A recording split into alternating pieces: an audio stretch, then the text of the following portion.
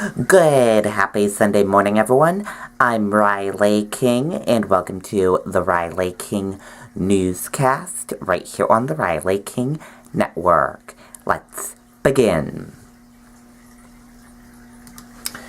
Winning ticket for $560 million Powerball jackpot sold in Merrimack.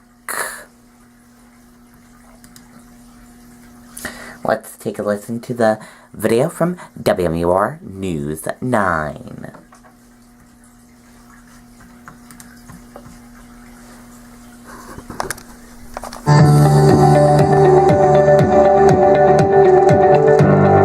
I'm Clifton Leaf, and I'm the editor-in-chief of Fortune. I'm a judge on a number of journalism awards, but I really love the buy alert because Breaking news this morning, one single winning ticket was sold for last night's $559.7 million Powerball jackpot, and it was sold right here in New Hampshire. Lottery officials telling us overnight the ticket was sold at the Reeds Ferry Market in Merrimack. Here are the winning numbers: 12, 29, 30, 33, 61, and a Powerball of 26. This is the 6th largest jackpot ever, and New Hampshire's 11th jackpot win since the state joined the Powerball in 1995.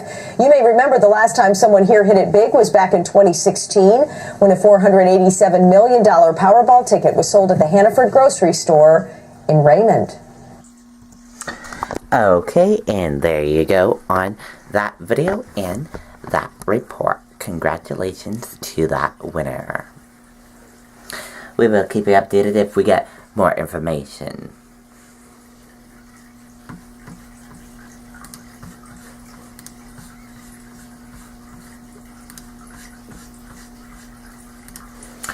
Trump doubles down against Fire and Fury book, calling it a work of fiction.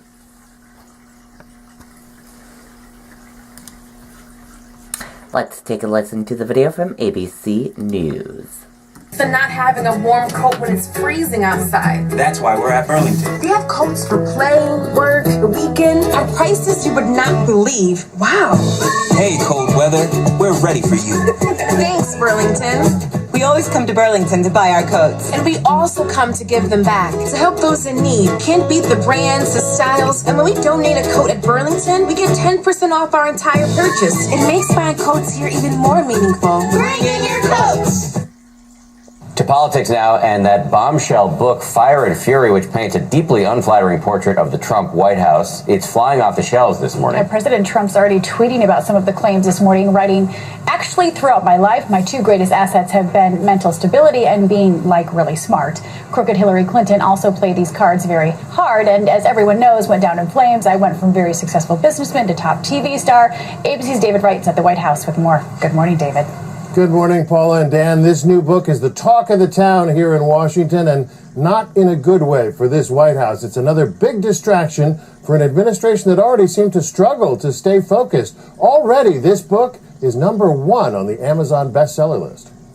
This morning, Fire and Fury isn't just the title of the Capitol's newest bestseller, creating long lines at bookstores. I heard that it pissed the president off, so I decided to buy it. That phrase also neatly describes the reaction the book has inspired here at the White House. It's completely tabloid gossip full of false and fraudulent claims. The president and his team are expressing outrage at the book's depiction of an administration adrift, rife with infighting, and constantly on the verge of chaos.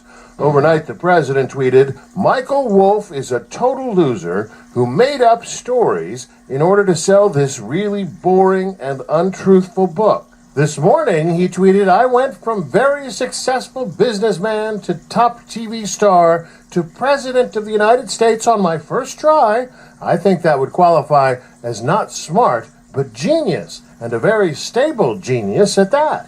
I've never questioned his mental fitness. I have no reason to question his mental fitness. They all say he is like a child. But on Friday's Today Show, author Michael Wolff insisted that all of Trump's inner circle have little respect for the man they serve, regardless of what they may say publicly. My credibility is being questioned by a man who has less credibility than perhaps anyone who has ever walked on earth at this point. Meanwhile, the Trump Justice Department is now launching a new investigation into the Clinton Foundation and whether some donors expected political favors back when Hillary Clinton was Secretary of State. The Clinton team's response?